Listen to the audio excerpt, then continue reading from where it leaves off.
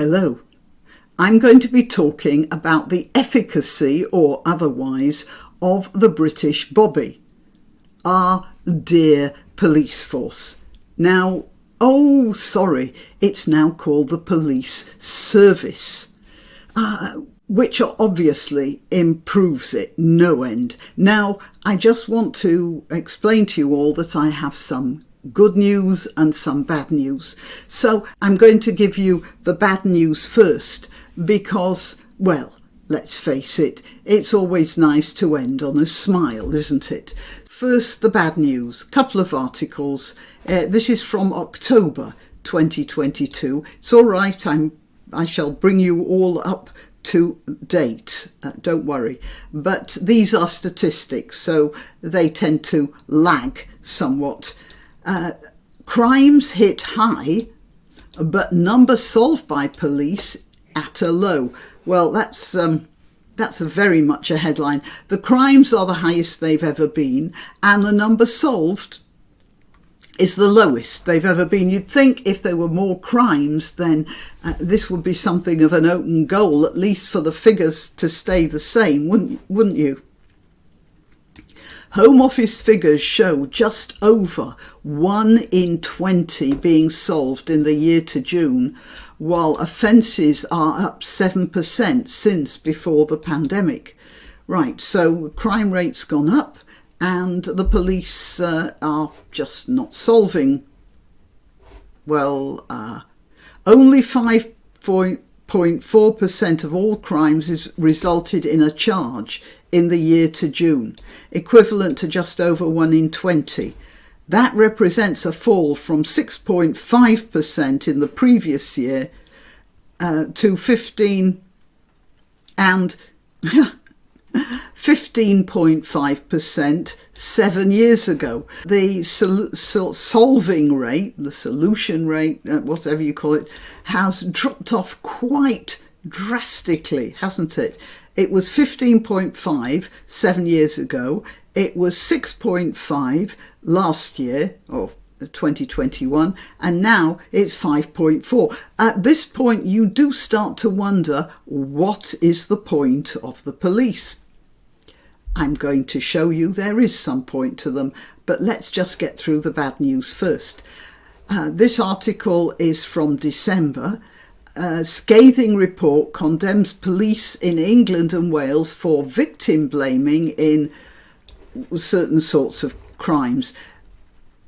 I'm not personally squeamish about saying this thing, but YouTube are very capricious about what's allowed and what isn't. So one week that could be acceptable, and the next week you could find yourself having your entire channel shut down because you've said this naughty word. So I'm just being super cautious.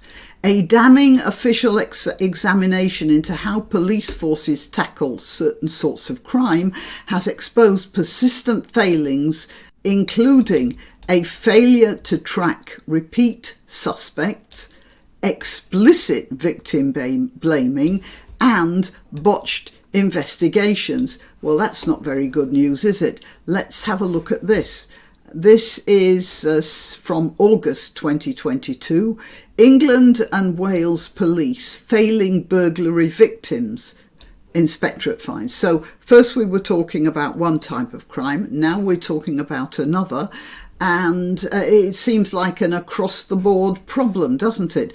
Police are failing victims of burglary and theft, missing chances to catch thieves, leading to lack of confidence in forces. I'll say so, the official inspectorate has found. Errors were found in 7 out of 10 cases examined, with victims suffering a postcode lottery in how police treated their robbery. Okay, it says here austerity was a factor, leaving inexperienced officers to deal with burglaries. Well, this is The Guardian, so they're always going to find a way of blaming the government, and I don't trust them.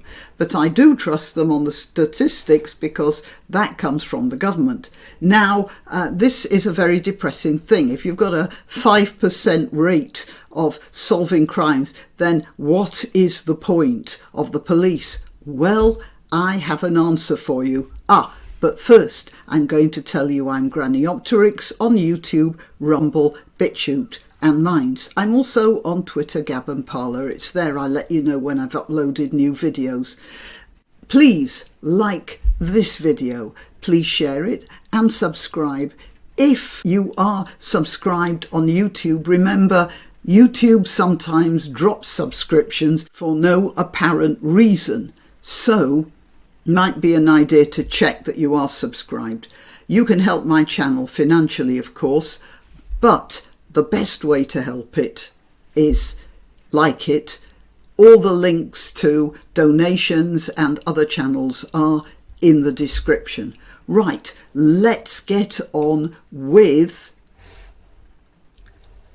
a success the police have had. I told you I want to leave you on a high note here. The Guardian is saying that one of the reasons the police are not performing so well is there's austerity has, I suppose they mean, cut down the police force. But now here you see they have 6 officers going into this pub and they are bagging up dolls, antique gollywogs, which are on display here in a pub. And they've decided that these antique toys are a hate crime. So let's have a look and see how important this was and why the police did it in such numbers. I mean, 6 of them. You know, I mean, these guys here look like really hardened criminals, don't they? You know, vicious, awful people. And you need 6 policemen to come and collect the dolls they have behind their bar. Now, you can see how serious this crime was. They needed 6 officers, even though they have a 5% clear-up rate on burglaries. 6 officers arrived at the White Hart Inn on Tuesday after reports of hate crime at the property. You know, I had such hopes that when Boris Johnson came in with his 80-seat majority, the first thing he would do would be to remove the hate crime bill that the Labour Party had pushed through in the early part, in the 2000, I think, or 1999, something like that, because it is so capable of over-interpretation. And you have a very good example of that here. Anyway, Boris Johnson didn't, and I'm very disappointed with him. The pub, which claims to pride ourselves on welcoming everybody, has long displayed a collection of 15 dolls after allegedly receiving them as gifts from customers over the years. Gollywog dolls have long been accepted as deeply offensive to black communities, but one of the owners has reportedly vowed to reinstate them as soon as they get them back. Now, some of them, now there is a discussion about this.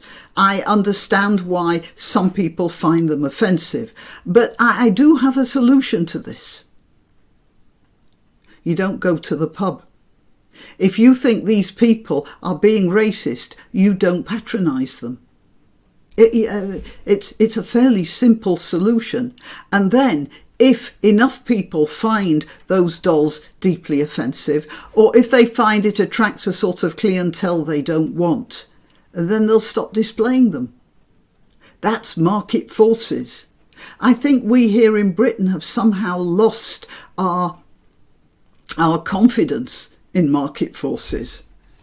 So CCTV shows 6 officers walking into a bar and questioning Ms. Riley at a table.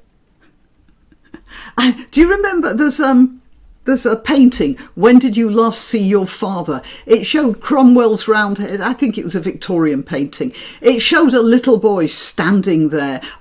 He had to stand on a chair or something because he was so small. And across the table, there were some Roundhead soldiers glaring at him. And obviously he was the son of a Cavalier family and the father had escaped the Roundheads. And the name of the painting is When Did You Last See Your Father? I'll find try and find it, and I'll put it up here. Anyway, so I think we have this sort of situation here. They question Miss Riley about her evil intentions, having antique dolls. One officer inspects the bar before gathering the dolls and placing them into a clear evidence bag. Can you imagine the court case? The couple have run the White Hart Inn for the past 17 years after taking over when the pub had become run down. Speaking to Thurrock Nub News, Ms Riley said apparently a visitor to the pub had been quite upset about them and made a complaint. One complaint, 6 officers. Now, I have some advice. If you have a burglary, just tell the police that you have gollywogs in your house. They'll be round to your place like a shot. And you could say the thief stole the gollywogs. Then they'll try and find the thief. Because, after all, it doesn't matter if he's burgled your house, but if he's got gollywogs in his possession, well, you know, that's terrible. I have to send out the whole police force for that.